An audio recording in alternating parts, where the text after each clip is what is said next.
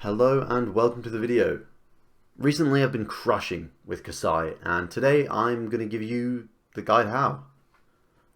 We have everything from a well-tuned list to sideboarding equipment to tips and tricks and then a general plan for every single matchup. By the end of this video you will be pretty much up to speed on how to play this deck to a very, very good level. So let's get into it. Today we're going to be taking a look at Kassai, the Centauri Sellsword. Kassai's strategy differs a lot from a lot of the other characters I've played in Blitz, in that it's not trying to play attacks, it's trying to swing its weapons again and again and again. The standard turn for Kassai will be swing with the sword, give it go again, swing with another sword, often opting to block with one or two of its cards to keep the game going for a little bit longer, trying to accrue copper to pop off with a blood on her hands turn that will inevitably end the game if you can get the setup right. What really makes Kassai shine, though, is alongside her solid rate cards and really efficient attacks, she has an exceptional fridge. So let's go take a look at that. So here we have Kassai's fridge.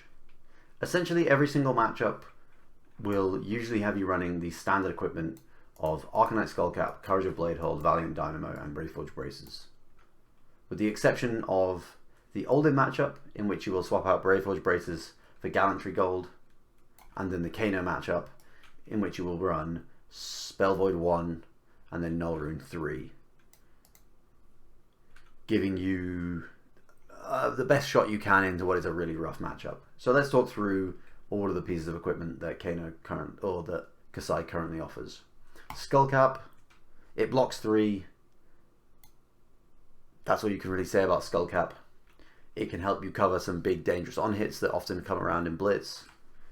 It can save you from a Rosetta Thorn in the end of the game.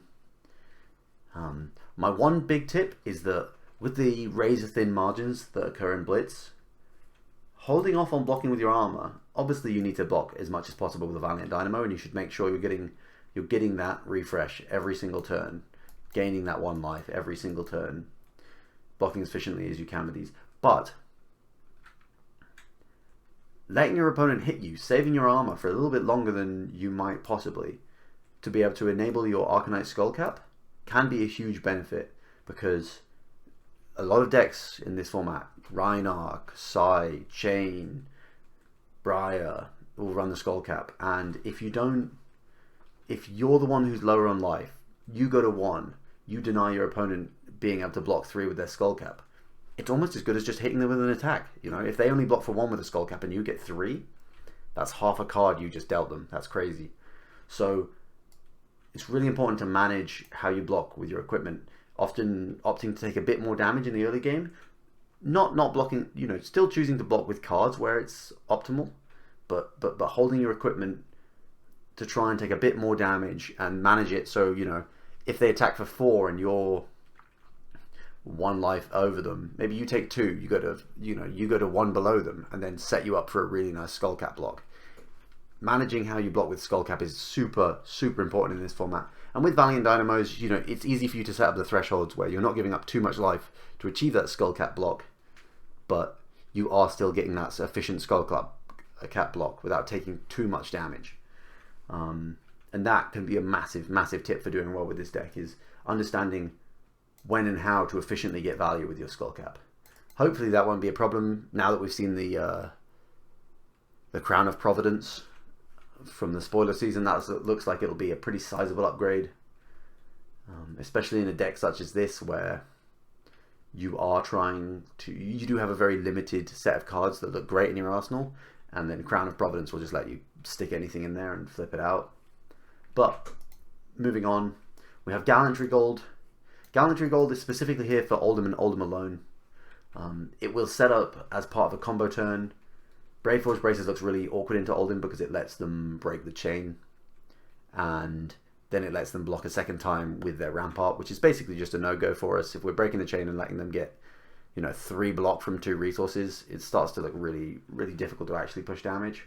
So what we'll be doing is towards the end of the game, after hopefully building up enough copper, we will be able to set up a big blood on her hands turn with Gallantry Gold.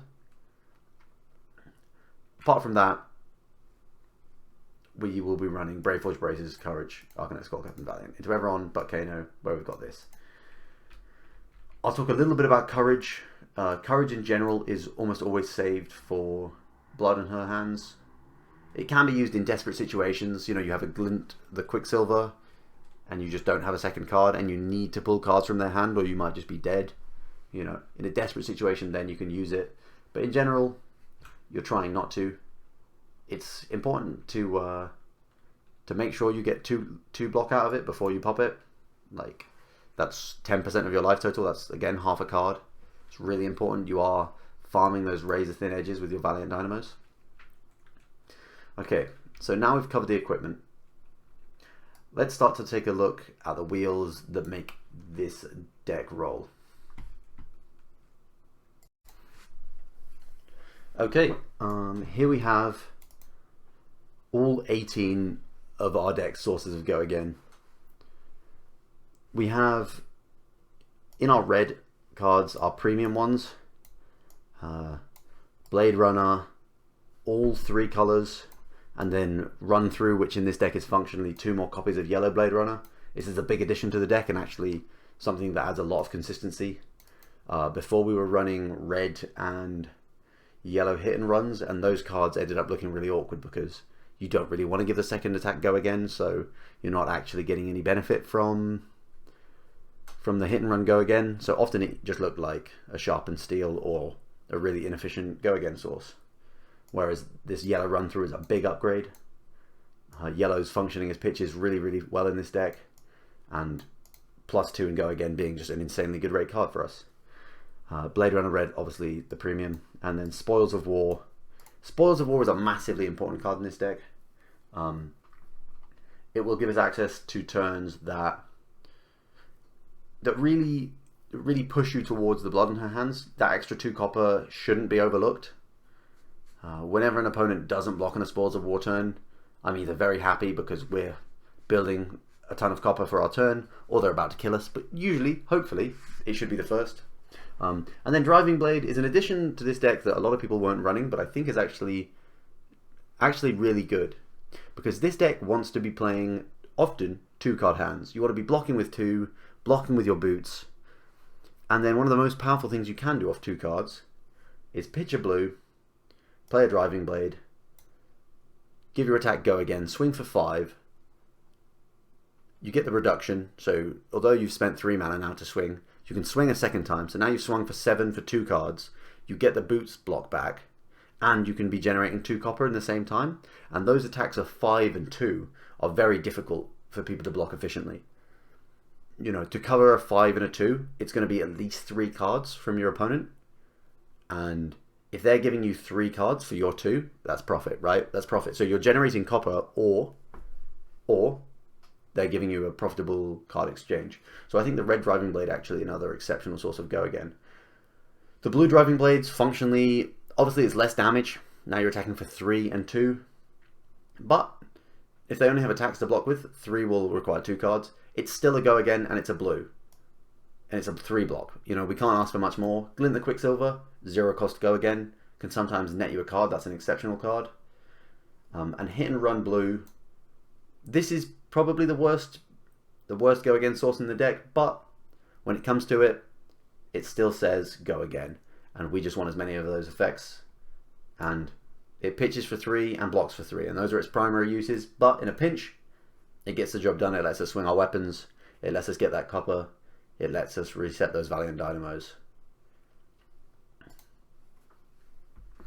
Okay, so now we've taken a look at the Go Agains. Let's take a look at the meat of the deck. The things that really let us push big damage on turns.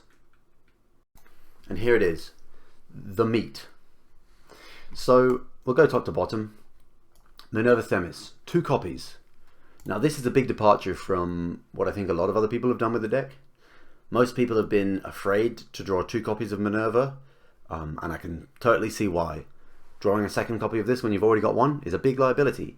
However, Not only is Minerva Themis a continuous threat of extra damage, pushing your weapons for basically 2 more damage every single turn they exist, they're a powerful tutor and advantage building engine for the only over-the-top source of damage we have in this deck, which is Blood on Her Hands.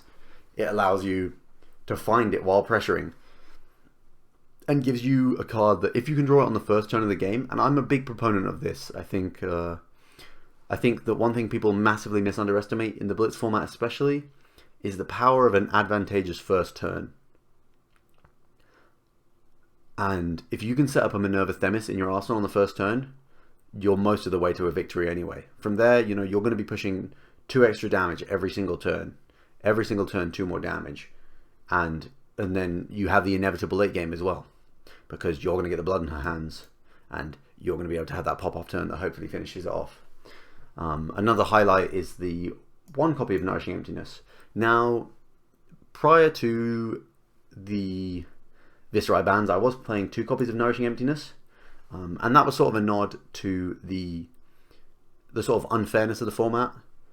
The fact that you needed to do something crazy powerful if you were intending to win the game, and something crazy powerful could be Nourishing Emptiness on the first turn to pull either your opponent's armor or to get a 5-card hand and then be able to threaten lethal with that. I think now 1 copy is pretty much essential. I think this card's really powerful.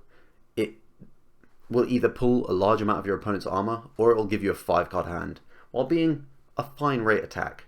Usually I will not be swinging my swords to try and then have a Nourishing Emptiness on the end. I will just be keeping a 2-card hand, pitching my blue or yellow, and then swinging the Nourishing Emptiness. If it comes to it, I also don't mind using the Nourishing Emptiness against Oldhim, and I will at the end of the video cover sort of what our plan is against Oldhim, but you can do this at the end of a Blood in Her Hands turn, and this can look absolutely sickening. Right at the end, when they've given up all their resources to survive, you can just boom, 5 cards in my next hand, take this dominated attack, so you know that not only was this a turn really good, the next one will be as well. Okay. In the swing, I see some people skimping on this card. I think that's crazy. 0 for 3 is often seen as not a powerful rate these days, maybe slightly below rate, but when you're swinging your weapons, you're not actually using a card to swing your weapons. You know, you're paying 1 mana to attack for 4 damage, and granted you need to give it a go again, but still you're paying 1 mana to attack for 4 damage. Not, you know, you're not giving a full card for that ability, so the rate that you require from your cards is less. And in the swing is a really, really strong tool to actually help you build those coppers and to force your opponent to block inefficiently. And if you can push damage again on the first turn, or you can push through a Spoils of War, then it looks even better. Out for Blood is 1 mana, functionally +3. But often it will be +4 as well. 1 mana for 4 damage, that's great. Being able to pump the first attack and then push that second one to a key breakpoint of 3, where if they block with an attack, they now need to give you armor as well, will drain your opponent's resources and force them to give you more and more resources to either stop you getting copper or allowing you to push damage. And also just pushing 4 damage for 1 card is really solid. It's really, really good. And we don't really mind the 1 mana cost, because often as a result of our Go Again cards costing 1, we often pay 1 for our weapon swing, pay 1 for our Go Again, and then we have this 1 spare mana that will either be used for Out for Blood or Braveforge, Out for Blood or one of our other 1 mana spells, or Braveforge Braces. Here's a bit of a new inclusion and a bit of a tech inclusion. I think Biting Blade goes directly against the idea that we just spoke about of having this 1 spare mana, because it costs 2. Now if we're paying 1 for our weapon swing and 1 for our Go Again, where do we get the second mana from? And that's a fair question. Biting Blade sits in our list mainly as a concession to the Oldhim matchup. It's there in our deck, so we can keep it in our deck, pitch it round, take a small turn, just slowly get it back into our deck, and set up for an end game in which we're going to have 6 copper, blood on her hands, take 4 attacks, and then you use the Biting Blade. Then you use the Biting Blade coming in for a total of 3, and then 1 to every swing after that, which will be 7 damage for 2 resources, which is a pretty powerful effect. That's really going to push the overall damage of your turn up, and that's what you need in against Oldhim. You need one massive turn to push through all the block, to push through all the armor, to really get him into that desperate range where he doesn't have an arsenal, and you can just finish him off. Although that isn't an ideal situation in non-Oldhim games, you know, you usually won't be able to have 2 resources. In the situations where you do, because you're pitching a blue and you're playing a glint and then you have 2 mana, then Biting Blade can look exceptional. It can be 2 for 5, and that's still really solid. 2 for 5 is really, really solid. Sometimes it's 2 for 3, and that's really, really bad, but when it is going to be like that, you probably just want to block with it, and that's okay. Just block. It's totally fine to block with excess cards in this deck, and you want to be keeping your life total relatively high to make sure that you have the time to build coppers to be able to then threaten your opponent with blood on her hands to end the game. Okay, now Stroke of Foresight. The reds and the blue are here for very different purposes. The blues are here to push damage in the same way that Out for Blood is and the In the Swing are. And then the blue here is here on our list for one very, very specific reason. So part of the downside of playing Minerva Themis is that sometimes you draw both. And when you're playing against Oldhim, sometimes that Minerva Themis will be stuck in your arsenal and the second one is stuck in your hand. And now you can't get it out, and you don't really want to block with it, because if you give away the second Minerva Themis, you're going to struggle at the end of the game when you need this continuous source of damage. The most important thing when that happens is to just keep playing the game and try and find one of these strokes. And the blue one is here as an extra source. And then force your opponent to block with a card, and then use Stroke of Foresight with Reprise to draw a card, and then put the Minerva Themis back on the bottom of your deck, effectively solving your Minerva log. The one blue is there as a concession to that situation. It could be a different blue, and maybe you don't deem that situation common enough or the Oldhim matchup threatening enough to do that, but it's a niche use for a blue that I think probably comes up often enough that I think the extra blue Stroke of Foresight is indeed worth it. Okay, Push Forward. Not the most powerful card on the face of it, but this card is 1 for 3, while also absolutely shining on the first turn of the game. I think, as I said, I don't think most people value the first turn enough, and I think Push Forward is a concession to that idea. If you can give an attack Dominate on the first turn and push 2 or 3 damage, or you pull, 2 block from armor, or 3 block from armor even, that's an insane advantage. Honestly, if you're pushing 3 damage and pulling a copper on the first turn, your win rate skyrockets. It's so much easier to win a game after that occurs. Outland Skirmish, just a 0 for 3 go again with a nice upside. Well, 0 for 3, not go again, but a 0 for 3 with a nice upside. It's pretty common to see opponents underestimate the value of the added copper that this gives, but this will often get us to a blood on our hands, a full turn sooner. Or, the difference between blood on her hands for 3 copper or 4 copper is 2 full damage. If you look at this card as 0 for 5 damage, then it starts to look like a hell of a different card. Slice and Dice, split damage, a total of 4 for 0, just a great rate card. Yellow Slice. Yellow Slice, I've seen some people cut, but I think Yellow Slice actually looks exceptional, because Yellow Slice is 0 for 3. Good rate, fine rate when it comes to pure damage. But also, in this deck, yellow pitches are totally functional. One of the great parts of this deck is that when you draw an all red hand, you can still play your hand if you need to. Pitch a red, swing the sword. Pitch a red, go again. That's 3 cards. You know, you could be pushing 7 damage for those 3 cards if you've got a red Blade Runner. It's not great. It's not great, but it will get the job done. You know, it will push a bit of damage, get that card back. It will slowly recoup some value. You know, usually you're going to want to be a bit more aggressive in blocking if your hands aren't functional, and that's fine. That's fine. But yellow pitches, they swing the sword and they cast the Go Again spell. The Go Again attack reaction.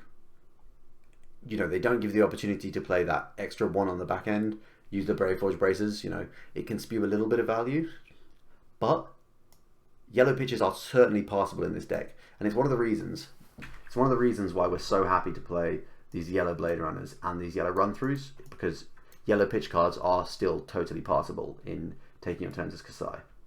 Then we're playing 1 blue push forward. That's just another concession to the first turn and being able to acquire some value. And then, as we spoke about earlier, Nourishing Emptiness is just an insane card.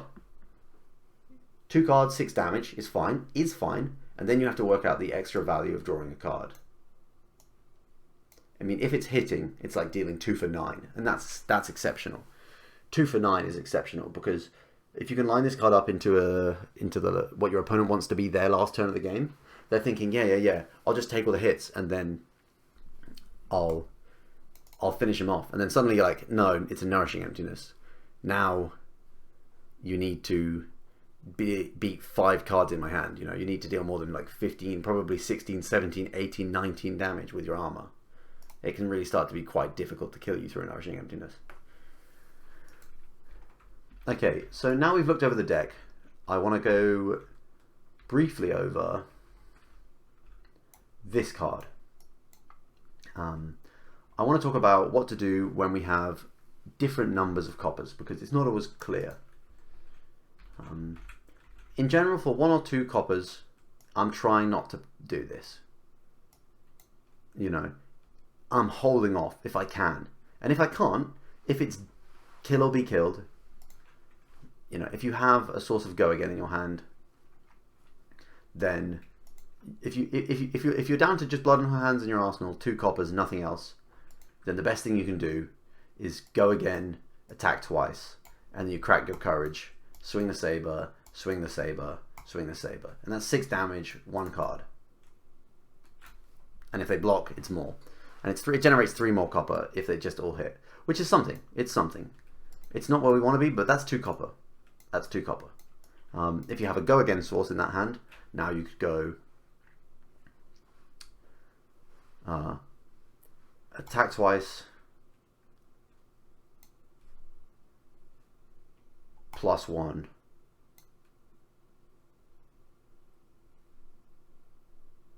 +1. And then you swing the sword, give it Go Again, swing the sword, give it Go Again, and then swing this sword, you know. Or say you have 3 coppers, and now for 3 coppers, it depends how many sources of Go Again you have, but the standard for 3 coppers is all 3 modes on 1 sword, and then you go, you know, +1, Go Again, attack twice, and then you go attack, attack, attack.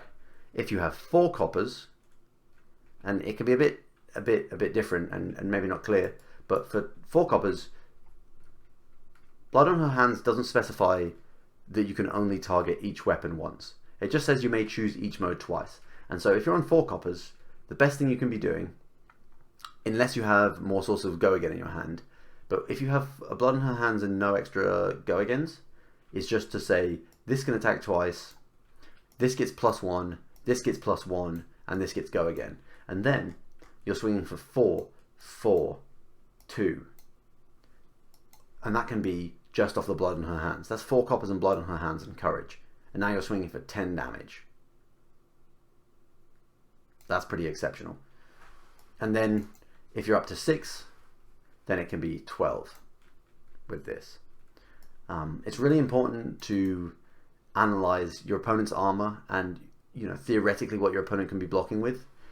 If your opponent's a wizard, attacking for 4 and 2 is a lot more beneficial than attacking for 3 and 3, because if they are trying to block out, then your opponent is able to block 3s a lot more effectively than they can block 4s and 2s. So it's important to be aware of breakpoints in the way that you present damage when using Blood on Her Hands. I would just take the time to really think about, okay, if I do this, you know, what's the total number? Because if you have extra go-agains, a good heuristic to use is if you have spare go-agains, save the cards, don't give it to your sabers, take a big enough turn that you're actually stealing your opponent's entire hand. And then with Kassai, usually once you've got them down to a no-card hand, or, you know, a one-card hand, that's where you really start to look strong. It's because if your opponent's playing off 1 or 2 card hands, the same as you, they're playing slow, fair, incremental games. But Kassai's so good at doing that with her armor that you'll probably then be able to clean up. I think that mostly wraps up everything we wanted to talk about here today. I guess our last point of contention would be the only thing left to do is to talk briefly about the various matchups we expect to face in this format. So I'm going to go over what I think of the top decks. Kano's going to be fucking rough. I'm going to say it for you guys, it's rough, okay? There's a reason we're playing Spell Void 1, and that's not because our chances are good. We're just praying. We're praying. My general idea against Kano would be block their most powerful spells, or block when you have the spare cards, but in general your priority should be to kill them as soon as possible. We're here for a good time and not a long time in this matchup. And you hope they don't have it, and you block the wildfire with everything you've got, and you pray. That is the key to the Kano matchup. Hopes and prayers. The second big matchup in the format is Oldhim. The Oldhim matchup has a lot of intricacies. But essentially, what you're going to do is you're going to try and set up a Minerva and play a long game where you're slowly making your opponent block with all their resources, maintaining cards with go again, trying to take a big spoils turn at some point to build up to a bunch of copper. Make sure you aren't unnecessarily wasting your combat tricks and let your opponent blink first, while slowly building the bottom of your deck so that you're going to have 6 or so copper and are going to be able to get the second Minerva into your arsenal and then take a massive Blood on Her Hands turn. A good tip can be off the first Minerva.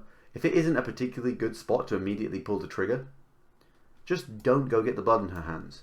You can banish Minerva and not get the Blood in Her Hands. Just don't put the card in your arsenal. Just take it. Just wait. Get the second Minerva in there and then go. Then go, and then you're going for between Gallantry Gold and Blood on Her Hands and Minerva. Then you're attacking for 5, 5, 5, 5. Add a Spoils of War to that, and then suddenly you're going to have another next turn where you're like 3, 3, 3, 3. And then you can have a Skirmish or a Slice and Dice, Alpha Blood, Biting Blade. Especially, you know, you can start to have turns that push up to 27, 27 damage, and that's not that unreasonable to do. You can have turns up to 30, but that's really starting to ask a lot from your deck. But that's just something that could happen. If you can do that, then you're going to be able to get Oldhim on the back foot.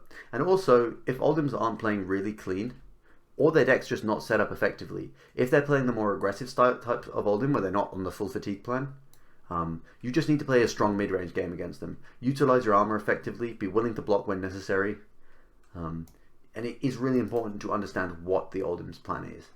And just continue blocking with the Dynamos, continue blocking with the Dynamos, keep gaining value. The Hammer's not going to threaten us because we have the blocks.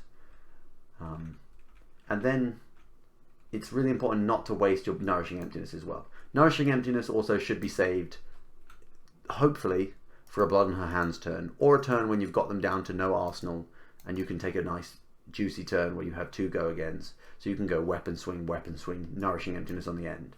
You know, you want to be hitting with this, and it looks best on a Blood on Her Hands turn where it's going to break their back, where they're not going to have any resources left, they're going to have given a lot of their armor up, and then suddenly, right on the end, they're like, oh no, it can't get any worse. Boom, it can. And then when you take a Minerva Blood in Her Hands turn, you're going to have the second Blood in Her Hands to immediately punish them the next turn.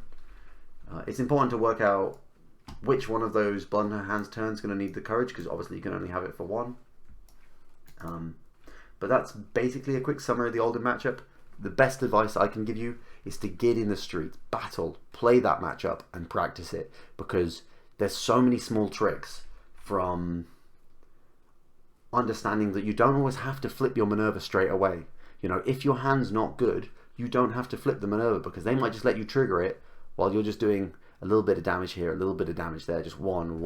You're not actually pushing through for any reasonable damage or generating extra copper off your spoils or your outland skirmish. So now you're not even really generating value off the Minerva Themis. You're not taking away their arsenal. You're not, you're not putting them on the back foot.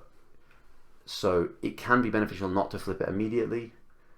Sometimes not playing your pump spells, even when you wouldn't get them in arsenal, just holding them, saving them for a later turn can be good, because your opponent is threatening a big defense react. You can force your opponent to waste their 7 power defense react on your 2 or 3 power attack. Another trick can be when you get Minerva locked, being able to stroke of Foresight those Minervas back to the bottom of the deck. The only thing I can do for that matchup is advise that you practice. I do think it's a solid matchup. It's a good matchup, but it's one that rewards the skill and practice of the Kassai pilot. In fatigue matchups, it's almost always the active player who has agency, and you need to be able to wield that agency to really take control of the game and actually give yourself the best chance to win. Those are some pointers and tips, but you need to get in the streets and battle if you really want to get to grips with that matchup. Okay, that covers the 2 toughest matchups in the format, I think. Then after that, you're basically playing the same game plan into everyone. Block 2, come back for 2, and that's not a hard and fast rule. Sometimes, your turns are going to be really good. You're going to have a Spoils of War. You're going to have, Spoils of War, slice and dice, and you're just going to swing. You're going to keep your entire hand, pitch a blue, and swing for 1,000,000 damage. That there is what, 10, 14 damage? Yeah, 14 damage for 4 cards. 14 damage for 4 cards, and you're going to generate a ton of copper. Like, sometimes you just have to take a good turn, right? But in general, you want to just play defensive, keep the game going, and then pick your moment. Pick your moment where you're like, okay, now I need to come back. Now I need to pressure. If you've got the blood in her hands, now is the time to play the blood in her hands and punish. Pull those 4 cards out of your opponent's hand while also dealing damage, getting them down to threatening lethal, and then you can get them trapped, finish them off with a combat trick. It's all about judging whereabouts in the game you are. So my advice into basically everyone, and I guess the one matchup where this particularly applies is Rhinar. Block more than you think you need to in this deck. That doesn't mean overblock, like if your opponent's attacking for 6, you block for 9. No, I'm not saying that. I'm saying if your opponent's attacking for 6 and you're like, I'm on 18 life, is it really that threatening? Yeah. Just keep the game going. Just take your time. Understand that time is in your favor in this deck. The Valiant Dynamos will give you advantage throughout the rest of the game, and you'll find that somehow come turn 4, you're like, oh, that's weird. I'm threatening lethal while I've still got 5 life. And that's because you've gained 4 life off your Valiant Dynamos, Or you survive on 1 and then take a blood in her hands turn where you have 0 cards and you deal 10 damage and you pull their entire hand away from them. And they have to just block out, and then suddenly you're like, oh yeah, cool. I survived on 1 because I was willing to block 3 turns earlier for 6 instead of just pushing an extra 3 damage because I wanted to, because it felt good. You have to be disciplined. You have to play relatively defensively, and that's not a style of Flesh and Blood that honestly, personally, that comes to me naturally. I am an aggressive player. I want to be sending 4 5-card hands at my opponent every turn. I'm a Briar player. I'm a Chain player. I want to be sending those huge turns, but this deck rewards conservative efficiency. The only other 2 matchups that I think will be really popular this weekend will be Briar and Chain. Briar should be pretty good matchup for us. We have so much armor that we can cover Briar's breakpoints pretty efficiently. That said, if they take the big Mount heroic turns, sometimes you're going to get blown up. And then the chain matchup, and I think it's worth mentioning in the chain matchup that in the chain matchup, often you have to take a slightly more aggressive playstyle, because if you sit back too much in the chain matchup, they will get that inevitability. They have shackles which are more powerful than Valiant Dynamos. When they're drawing 2, 3, 4 cards to turn off their shackles, then it's over. You want to be getting them to block out down to 1 card, down to 2 cards. You know, you really want to be dragging away their resources. The big one is keeping them off 3 cards in hand on Arsenal. If you can get them to block with 2 or 3 cards down to 2 total cards, that will deny chains a good turn. So sometimes it's good to take the 3 damage this turn to make them block with an extra card that turn. If you're threatening lethal and can pull their cards away, once the chains start blocking with 3 cards from hand, they're pretty doomed, because now they're banishing cards they probably can't play, and now they're bleeding out to their husk. And that's another thing about the chain matchup that's worth mentioning as well, husk play. This deck can do a really good job of it, because it's just chipping in for 2 and 2 and 2 and 2, and they don't know, is he going to pump it? Like, am I going to take 6? Am I going to take 8? Like, when can I block with my husk? Like, should I immediately block with my husk? And often this will lead to your opponents giving you really, really efficient husk blocks for you, where they're anticipating a combat trick and you go, okay, I won't play a combat trick. Or they don't anticipate the combat trick, you put them below 13 life, and now suddenly they just didn't block with their husk at all. I think that pretty much sums up all of the really popular matchups in the format. I hope that this video has been informative. I'm sure that there is a lot of information here, so if you guys have got this deep in the video, fair play. I do have a couple of things to plug. If you go down below, you're going to find a link to a Discord. People who have been in this Discord will have had this deck list for days. I play there every day. I am happy for people to come and watch my games. I'm happy to play against people who just want to join. I'm trying to build a place where people can go and find good games of flesh and blood, good high quality practice, good high quality information, and just good high quality people to talk to. So if that sounds like something you're interested in, go and join my Discord down below. Thank you very much for watching the video. I really appreciate it. And if you're going to Madrid, Vegas, or Sydney this weekend, I wish you the best of luck. And if you're taking my deck, I wish you even more luck. Thank you and good night.